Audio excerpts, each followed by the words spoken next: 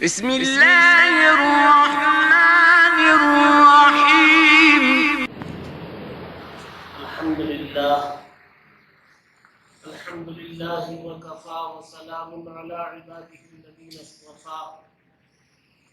أما بعد فقد قال الله تبارك وتعالى في كلامه المجيد: يا أيها الذين آمنوا من يرتد منكم عن دينه فسوف يأتي الله بقوم يحبهم ويحبونه إلى آخر الآية. صدق الله العظيم.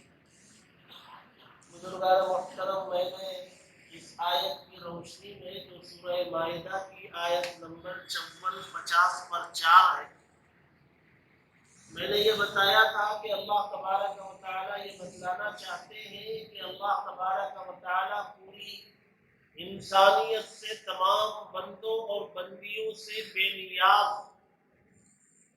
اگر ساری دنیا مل کر اللہ تبارک و تعالیٰ کو پکارنا چھوڑ دے تو اللہ فرماتے مجھے اس سے کوئی فرق نہیں پڑتا.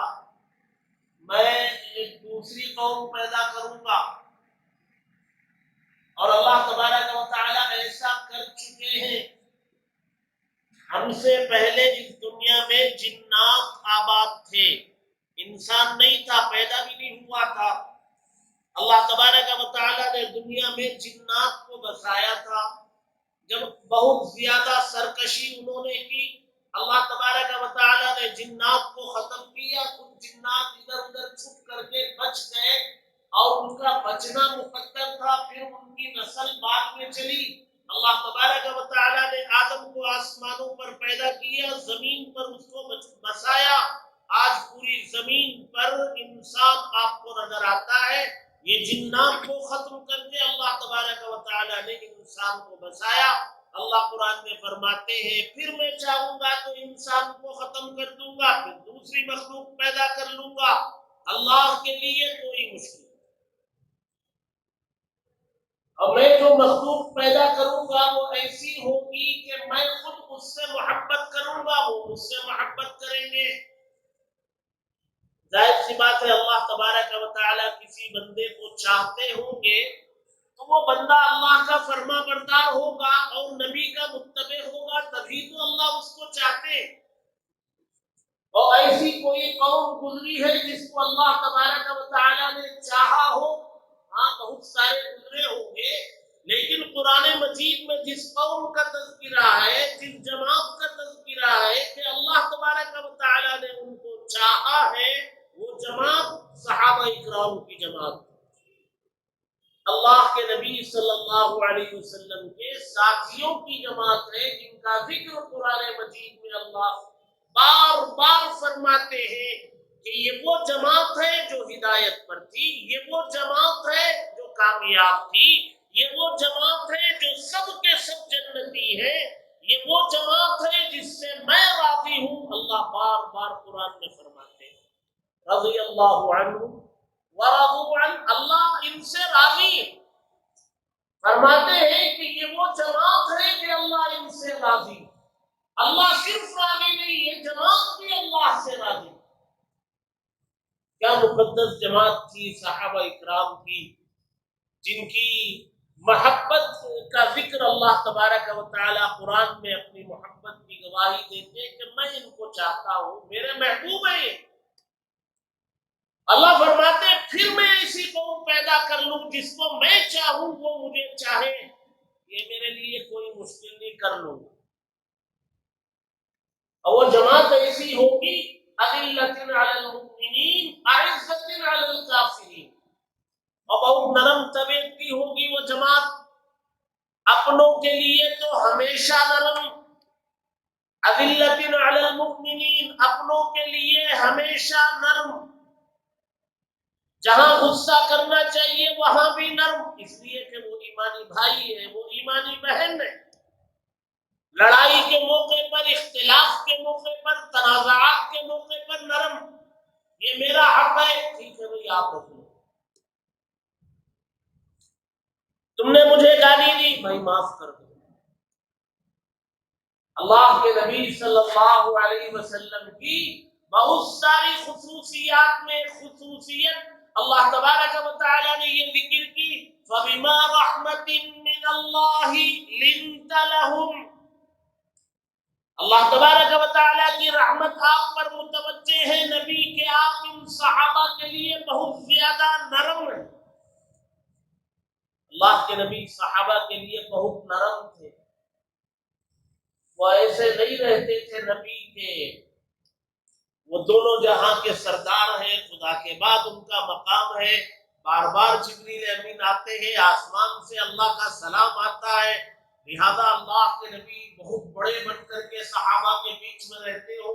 کوئی صحابی بات کرنا چاہے تو ڈرے ایسا نہیں ہوتے بلکہ باہر سے آنے والے صحابہ کے بیچ میں ہمارے نبی یوں رہتے تھے کہ باہر سے آنے والا یہ پوچھنے پر مجبور ہوتا ایکم محمد صلی اللہ علیہ وسلم تم میں محمد کون ہے.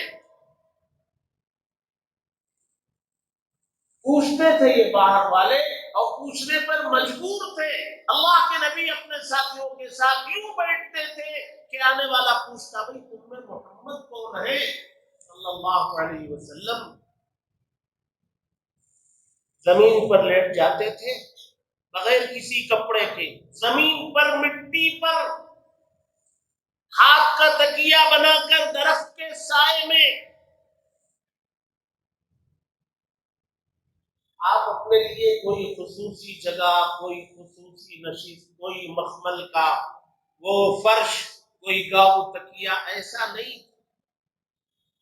بہت نرم مزاج تھے ہر ایک سے گفتگو کرتے تھے ہر ایک بلا بغیر سوچے سمجھے قریب جاتا تھا. اللہ قرآن میں فرماتے اے نبی آپ اپنے ساتھیوں کے لیے بہت نرم ہیں. فرماتے وَلَوْ كُنْتَ فَظًّا غَلِيظَ الْقَلْبِ لَانفَضُّوا مِنْ حَوْلِكَ. نبی اگر اتفاق سے سخت مزاج ہوتے تو یہ صحابہ آپ کے اطراف پروانوں کی طرح نہیں ہوتے. یہ آپ کے اطراف پروانوں کی طرح جو ہوتے ہیں نا وہ کینڈل جلتا ہے پروانہ اس کے اطراف ہوتا ہے پھر آپ میں سے ہو کے چلا جاتا ہے کبھی پر جل جاتا ہے کبھی وہ خود جل جاتا ہے گر جاتا ہے. تو اللہ فرماتے ہیں یہ جو پروانوں کی طرح آپ کے اطراف رہتے ہیں اگر آپ سخت مزاج ہوتے تو یہ آپ کے اطراف نہیں آتے. انسان کا نرم مزاج ہونا بہت بڑی خوبی. سخت مزاج عیب ہے. گھر میں جاتے ہی بچے ایک کونے میں جا رہے ہیں بیوی ایک کونے میں جا رہی ہے ڈر ہو رہا ہے. گھر میں آتے ہی بیوی بھی ڈر رہی ہے بچے بھی ڈر رہے ہیں. یہ تو انسان نہیں شیر اور جانور ہو گیا. شیر کے آنے سے ڈرتے انسان کے آنے سے تو خوشی ہوتی ہے. بھئی ہماری جنس کا ایک آدمی آ گیا آدمی خوش ہوتا ہے. گھر میں مرد داخل ہو تو پورے گھر والوں کو خوشی ہونا چاہیے. سخت مزاجی عیب ہے بڑا عیب. ایک سخت مزاجی وہ ہوتی ہے جو تربیت کے لیے ہوتی ہے جو ماں باپ کبھی بچوں کے لیے کرتے. اللہ کے نبی صلی اللہ علیہ وسلم نے فرمایا گھر میں کوڑا لٹکا کے رکھو. اللہ کے نبی نے حدیث میں فرمایا کیوں بچوں کی تربیت ضروری تو کوڑا لٹکا کے رکھو تربیت کے لیے. کبھی ماں باپ کی سختی کبھی استاد کی سختی کبھی شیخ کی سختی وہ انسان کو بنانے کے لیے. آپ دیکھیے کبھی کبھی آپ کا بچہ جس کو آپ بہت چاہتے ہو دوڑ کے آپ کے پاس آئے تو آپ اس کو یوں سمیٹ کے اٹھا کے بہت زور سے دباتے ہو اور اس دبانے سے اس کو تکلیف بھی ہوتی ہے وہ مسلتا ہے کبھی اس کی آواز بھی نکلتی ہے لیکن آپ دبانا نہیں چھوڑتے. یہ کیا چیز ہے؟ یہ محبت ہے. دیکھنے والا آپ کو ظالم نہیں کہتا. دیکھنے والا آپ کو کہتا بھی کتنا تعلق ہے اس کو اپنے بچے سے کتنا زور سے کھینچ رہا ہے. جب پہلی وحی نازل ہوئی تھی اقرأ باسم ربک الذی اور جبریل امین کہہ رہے تھے ہمارے نبی سے پڑھو.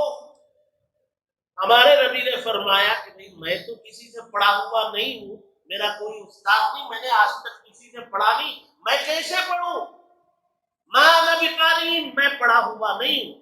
حضرت جبریل امین نے فرمایا اقرأ پڑھو.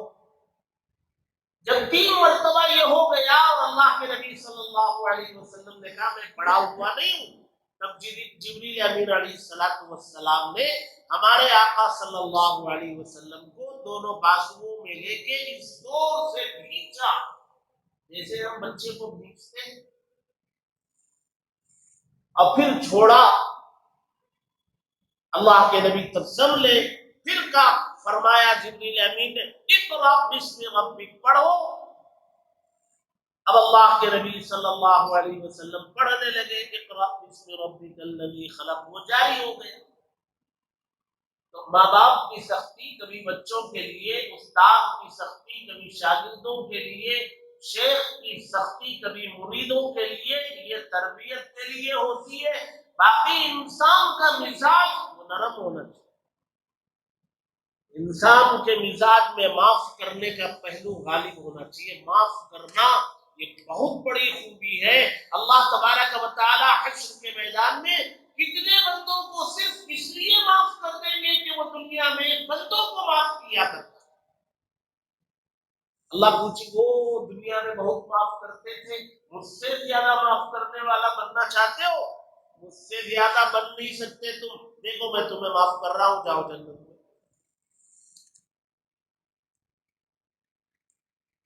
اور نرمی جو ہے بہت خوبی والی صفت ہے، وہ ہمیشہ فرماتے مومنین کے حق میں تو وہ قوم ہمیشہ نرم رہے گی۔ اعزت علی الکافرین، ضرورت پڑنے پر کافروں پر بہت زیادہ سخت بھی ہوں گے، ضرورت پر بلا ضرورت ان کے ساتھ بھی نرم، وہ ہمارے ساتھ اچھے، ہم ان کے ساتھ اچھے۔ لکم دینکم ولی دین، بھئی تم اپنے دین پر عمل کرو، ہم اپنے دین پر عمل کریں گے۔ آپ ہم سے خریدو، ہم آپ سے خریدیں گے۔ آپ کے گھر سے کھانے کی چیز ہمارے یہاں آ جائے، ہمارے گھر سے آپ کے یہاں چلی جائے، آپ کی تقاریب میں فنکشنوں میں ہم آ جائیں گے، آپ ہمارے یہاں آ جائے، یہ سارے تعلقات رکھے جائیں گے۔ اس میں کوئی عیب نہیں، یہ خوبی کی بات ہے۔ ان کے یہاں کوئی مرے ہم جائیں گے، ان کے اس میں میت میں جائیں گے، ان کو تسلی بولیں گے، وہ کسی بھی مذہب کا ماننے والا ہو۔ ابھی گزشتہ سال کرونا میں کتنے غیروں کو شمشان گھاٹ میں ان کے جو آخری رسومات تھے جلانے کا کام، ان کے اپنے تو کوئی بھی آئے نہیں، اللہ کے نبی کی نوجوان امت کھڑے ہو کر کے شمشان گھاٹ میں ان کے مذہب کے مطابق ان کے آخری رسومات ادا کرنے والی قوم اگر کوئی تھی تو وہ محمد صلی اللہ علیہ وسلم کی امت۔ آج بھی ابھی ایک دو دن میں، گزشتہ 2-4 دنوں میں پھر بہت ساری ایسی لاشیں جن کو کوئی لینے تیار نہیں، آنے تیار نہیں، ان کو ان کے مذہب کے مطابق ان کی آخری رسوم ادا کرنے کا کام وہ محمد صلی اللہ علیہ وسلم کی امت کے نوجوانوں نے انجام دیا، اور یہی دین ہے۔ اسلام میں بھید بھاؤ نہیں ہے، جب ضرورت پڑے گی وہ نکل کے آئیں گے میدان میں، تب دو ہاتھ میدان میں ہوں گے۔ کوئی آئے گا اٹیک کرنے تو ڈیفنس میں جب جائیں گے تو ڈیفنس میں بتائیں گے کہ ہم کون ہیں، لیکن اٹیک میں کبھی نہیں جائیں گے، اقدام نہیں کریں گے۔ کوئی آئے گا تو پھر بتائیں گے۔ اللہ تبارک و تعالیٰ فرمایا اعزت علی الکافرین، غیروں پر بہت بھاری، جب ضرورت پڑے گی تب۔ پھر ایک صفت فرمائی یجاہدون فی سبیل اللہ، اللہ کے راستے میں جہاد کریں گے، جب ضرورت پڑے گی جہاد پہ آئیں گے میدان۔ ولا یخافون لومۃ لائم، اور کسی کے الزام دینے سے، کسی کے طعنہ دینے سے کوئی اثر قبول نہیں کرے، بلا جھجک جو کام اللہ تبارک و تعالیٰ نے حکم دیا، نبی نے حکم دیا اور نبی کے وارثین نے بتلایا کہ اس موقع پر یہ کام کرنا چاہیے، وہ میدان میں نکل آئے۔ پھر کسی الزام لگانے والے کا الزام کا کوئی اثر نہیں کرتا۔ فرماتے ہیں یہ جو صفات ہے نا، یہ جو صفات ہے، نمبر ایک اللہ اس قوم سے محبت کرے گا، وہ قوم اللہ سے محبت کرے گی۔ نمبر دو اپنوں کے لیے ہمیشہ نرم اور غیروں کے لیے ضرورت پڑنے پر گرم، اور اللہ کے راستے میں جہاد اور کسی الزام لگانے والے کے الزام کا اثر قبول نہ کرنا، یہ 5 صفات اللہ فرماتے ہیں ذالک فضل اللہ، یہ اللہ کا فضل ہے، یؤتیہ من یشاء، اللہ جس کو چاہتے ہیں دیتے ہیں، واللہ واسع، اللہ بہت وسعت والے ہیں، ساری دنیا کے انسانوں کو دے دے یہ 5 چیزیں تب بھی ان کے خزانے میں کمی نہیں ہوگی، ان کے یہاں بہت زیادہ وسعت ہے۔ آدم سے لے کر آج تک انسانوں کو پیدا کرتے رہے، ہر ایک کا چہرہ الگ، ہر ایک کی آواز الگ، ہر ایک کا خصلت الگ، آج تک ان کے خزانے میں کمی نہیں ہوئی، روزانہ ہزاروں بچے پیدا ہو رہے، ہر ایک الگ الگ پیدا ہو رہے، ان کے خزانے میں کمی نہیں ہے، واللہ واسع۔ اب اس کو یہ فضیلت ملی، اس کو نہیں ملی، اس کو ملی، اس کو نہیں ملی، ایسا کیوں ہے؟ علیم، جاننے والے ہیں کس کو دینے میں فائدہ ہے، کس کو دینے میں نقصان ہے، وہ جانتے ہیں، اس لیے وہ جس کو چاہتے ہیں دیتے ہیں، جس کو چاہتے ہیں نہیں دیتے ہیں۔ اب اگر آپ اور میں اگر یہ چاہتے ہیں نا، اس آیت سے کیا سمجھ میں آتا ہے؟ سمجھ میں یہ آتا ہے اگر ہم لوگ یہ چاہیں کہ اللہ ہم سے محبت کرنے لگے، اگر ہم یہ چاہتے ہیں تو یہ صفات ہمارے اندر پیدا کرنا چاہیے۔ کیا صفات ہے؟ اپنوں کے لیے نرم بن جاؤ، اور ضرورت پڑی جب بتایا جائے گا تب غیروں کے لیے گرم ہو کے، اور ضرورت پڑی تو پھر مجاہدون فی سبیل اللہ پر بھی عمل ہوگا، اور کسی ملامت گر کی ملامت کا اثر نہیں قبول کریں گے۔ یہ صفات اختیار کرنا چاہیے۔ اللہ تبارک و تعالی ہم سب کو ان باتوں کو سمجھنے اور اپنی زندگیوں میں داخل کرنے کی توفیق عطا فرمائے، آمین۔ وآخر دعوانا الحمدللہ۔ بڑھ رہا ہے بھائی یہ کیا نام ہے ماسک پہننا، ہمیں نہیں معلوم اس کے پہننے سے فائدہ ہے یا نقصان ہے، ہمیں نہیں معلوم ہے، لیکن یہ حکومت کی ہدایت ہے تو عمل کرنا۔ گاڑی چلاتے ہوئے ہیلمٹ پہننا، اس کا فائدہ ہے نقصان ہے ہمیں نہیں معلوم، انہوں نے قانون بنایا ہے پہننا ہے۔ اسی طریقے پر یہ جو سوشل ڈسٹینس ہے، سماجی فاصلہ ہے، فزیکل دوری ہے، اس کو بھی بنانا چاہیے، اس سے فائدہ ہے نقصان ہے یہ بحث الگ ہے، لیکن ہمیں حکومت کی جانب سے دی گئی ہدایات پر عمل کرنا چاہیے، تاکہ یہ جو ہمیں گنجائش ملی ہے نمازوں کے پڑھنے کی اور تراویح کے پڑھنے کی، یہ گنجائش باقی رہے، اس کے لیے ہمیں اس پر عمل کرنا چاہیے۔ 10 بج گئے ہیں، کوئی پریشانی کی بات نہیں ہے، ذمہ داروں سے پہلے ہی دن بات ہوئی ہے، مسجد سے جانے والوں کے لیے 15-20 منٹ کوئی سختی نہیں کریں گے، ان کے ساتھ رعایت کا معاملہ ہوگا۔ یہ بات ہو چکی ہے، اس لیے دعا کے بعد رکے نا، کہیں دکانوں پر ادھر ادھر کھڑے نہ، اپنے اپنے گھروں کو جائیں، اس میں کوئی پریشانی نہیں۔ اللہم صلی علی سیدنا محمد وعلی آل سیدنا محمد وبارک وسلم۔ اللہم وفقنا لما تحب وترضى واجعل عاقبتنا خيرا من الأولى۔ اے اللہ ہم سب کے گناہوں کو معاف فرما، خطاؤں سے درگزر فرما۔ اے اللہ ہم نے اپنے اس بدن کو گناہ کے کاموں میں بہت تھکایا، اور تھکنے کے باوجود ہم نے گناہ چھوڑے نہیں، اور آج عبادت میں تھوڑا سا تھک جاتا ہے تو ہم بہانے کرنے لگتے ہیں۔